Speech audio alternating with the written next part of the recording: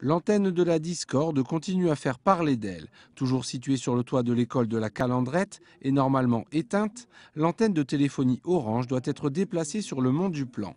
Un déplacement auquel s'opposent toujours les habitants réunis au sein d'un collectif. Ces derniers, après un recours gracieux auprès du tribunal administratif, sont en attente d'une réponse du maire de Nîmes avant le 13 décembre et pourraient bien engager une action en justice, soutenue dans leur lutte par l'Association nationale des Robins des Toits. Ils ont une certaine pratique de ce genre de situation. Bon, il y a aussi l'Union des comités de quartier de Nîmes Métropole qui est coordonnée sur le plan national et donc qui était déjà confrontée à ce genre de situation.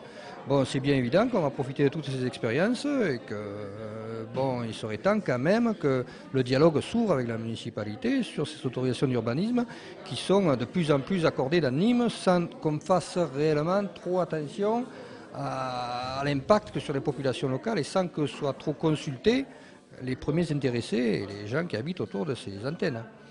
Ces derniers s'appuient sur un texte adopté au Parlement européen le 4 septembre dernier qui préconise la mise en œuvre du principe de précaution et recommande une révision des normes.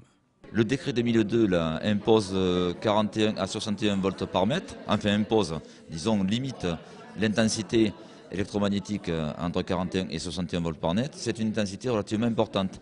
Or, dans d'autres pays limitrophes européens, on a une intensité qui est nettement inférieure puisqu'il y a certaines villes qui utilisent 0,6 volts par mètre. Et dans les villes, ça fonctionne. Ça fonctionne, c'est-à-dire que les portables fonctionnent avec 0,6 volts par mètre. Il faut le crier haut et fort.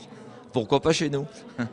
Une bataille locale qui n'est que la face visible d'un plus large combat. Le rapport Bioinitiative, validé par l'Agence européenne de l'environnement, prouve scientifiquement que les téléphones cellulaires et les antennes relais présentent bien un risque pour la santé.